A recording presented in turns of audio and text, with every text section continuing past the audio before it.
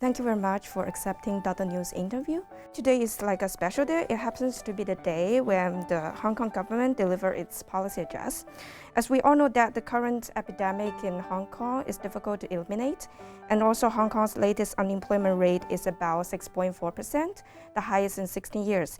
And also the average waiting time for public housing is around 5.6 years. So in short, Hong Kong is actually facing serious challenges in terms of the epidemic, economy, and also people's livelihood.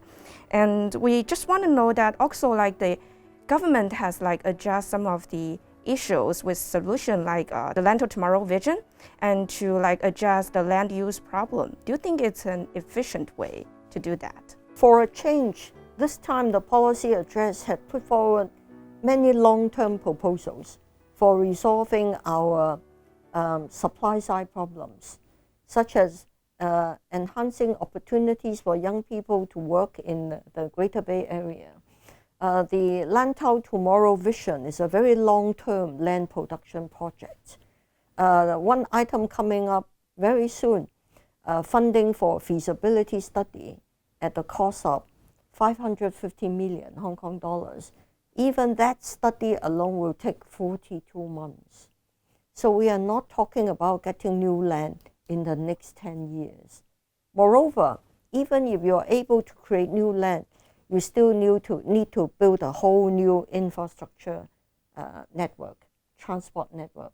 That will take a long time. So this is not a near-term proposal. To save our economy, I think there is a large measure of consensus that our salvation lies in reopening the borders with mainland China. And that hinges on our ability to control the virus, the coronavirus, to reduce the risks to the mainland. And we have not been able to do that. And Mrs. Lam has announced that the government is already mandating high-risk groups such as taxi drivers for testing. She is considering whether it is possible to relaunch a community-wide testing program. I think that is necessary.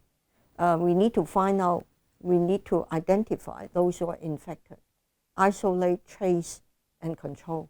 I think the government really has to bite the bullet and decide whether it would implement a mandatory community-wide testing program or just continue to adopt the existing strategy of suppress and lift if there is a spike, and then drag on until we have the vaccine.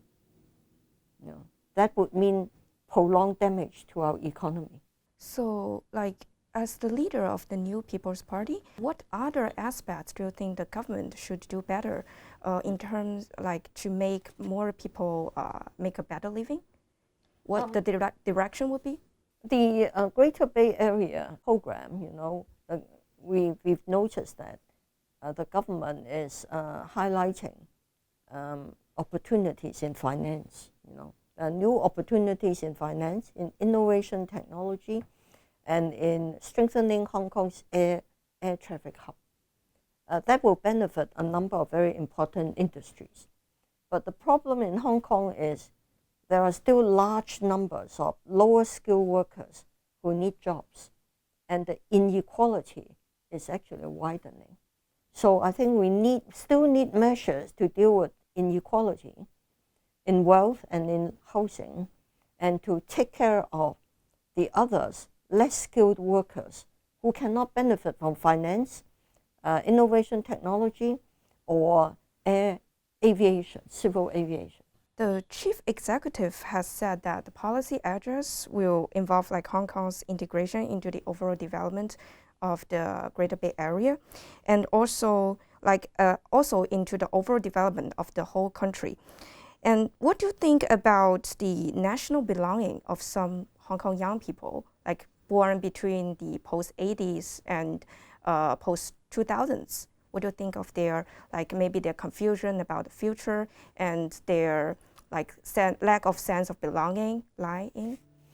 The policy address has identified a lot of economic measures, a lot of measures that would enhance economic integration with the Greater Bay Area, but less on political integration. She touched on that briefly when she talked about education, that we need to enhance values education.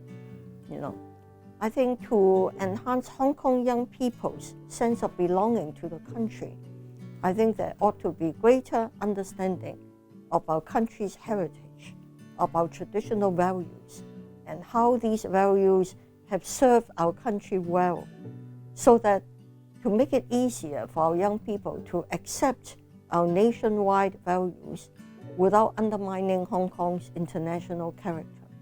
And do you think how should the two places cooperate better? For example, what kind of preferential policies should the central government be doing to help Hong Kong to encourage more young people to build their confidence to go to the Greater Bay Area? In fact, I think the central government in Guangdong province has already provided a lot of preferential measures. We can sell Hong Kong developed traditional Chinese medicine drugs. We can sell Hong Kong made medical equipment, already giving us a lot of preferential treatment. But I think we really need to enhance our young people's understanding of our heritage, our cultural heritage, our history, our geography, our people, so that they can identify themselves better with our compatriots in the mainland. Because there's also recent the 24 preferential measures, the government said that it would be launched and carried out before the end of the year. And also, apart from aspects like maybe medical cooperation and financial interconnection and international technology innovation, what other realms do you think also should be included?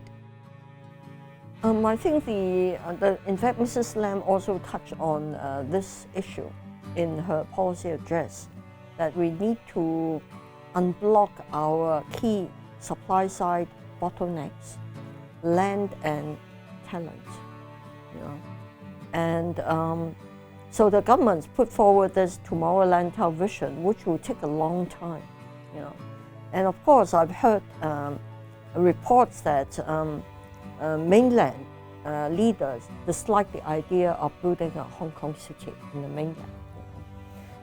But it would do a lot of, it will help a lot if the mainland could also help us in terms of land supply. Mrs. Lam also talked about providing 2 billion funding to attract global talent, to work in Hong Kong because of our more international environment. We need talent from all sources.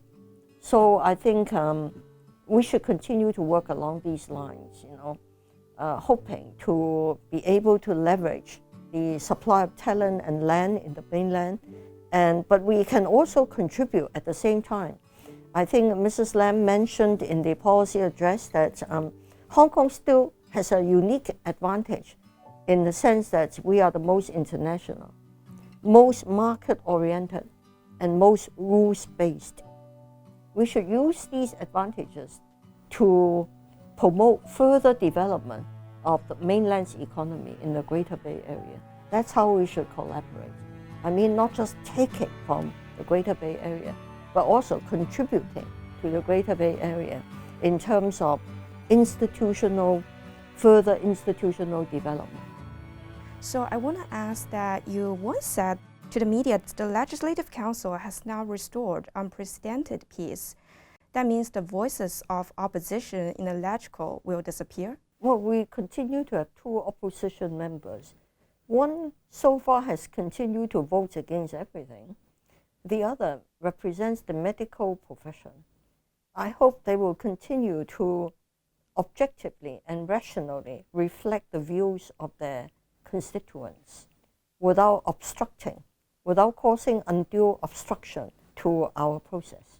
So we also have noticed that you pointed out that the success will on account of the pro-establishment camp, and also so is the failure. And I want to ask you, so will the future role of the pro-establishment camp be different from the past? Well, in the past, in a way, we could blame it on the opposition for obstruction. But now, since only 2 of them are left and much reduced in strength, we bear the responsibility for the success or failure of the government's agenda. But under the basic law, we have a duty to monitor the performance of the government and reflect the views of the public. So we really have to carry out our role very seriously. To support the government where such support is justified and necessary, and to monitor the performance of the government and voice our criticisms if there is waste, unnecessary duplication, waste of public resources, or policies that are not in line with public expectations. And do you think there is any space for improvement in the parliamentary system that could make it more efficient for everyone, including the government? I think we need to review and revise, actually update our rules of procedure, because the Legislative Council is autonomous in setting our own house in order, And our rules of procedure, we inherited them from the British administration before 1997. In fact, many of the rules are quite outdated, So I think we are going through a process of review and updating so that in future we can operate in a more efficient manner. And last question, what advice do you have for young people, on the pro-establishment side? Do you have any suggestions for the new generation who wants to make Hong Kong a better place and also promote deeper integration between the 2 places? I would urge our young people to have an open mind, to look at China not only from the prism of the Western community, but also in terms of our own history, and embrace the opportunities offered by the continuous economic development of our country. Let the world see a colorful Hong Kong, and let Hong Kong see a colorful world.